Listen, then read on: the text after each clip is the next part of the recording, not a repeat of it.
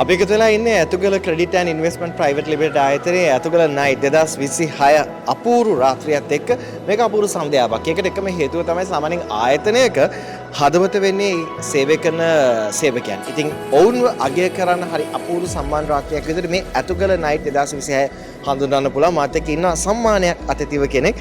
මට මුලින්ම ඔබතුමේ නම කියන්න. කුමාරි රත්නායක.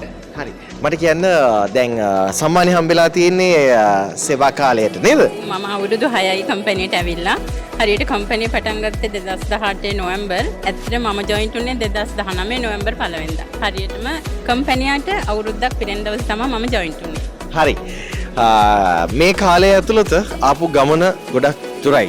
ඒ ගමනත් එක්ක සාමාන්‍යයෙන් රැකියාවක් කියන හැමෝගෙම හීන යන්නේ. අන්නේ හීනේදී මේ ඇතුගල ක්‍රෙඩිට් ආයතනය තෝරගන්න හේතුව මොකද්ද? ඇත්තටම මම ෆයිනෑන්ස් කම්පැනිස් වල තමයි අවුරුදු ගාණක් වැඩ කරේ. මේකට ජොයින්ට් වෙලා මට ලොකු ගමනක් යන්න උදව් කරන්න මට ඇත්තටම හිතුන නිසා තමයි මේකට ජොයින්ට් වුනේ.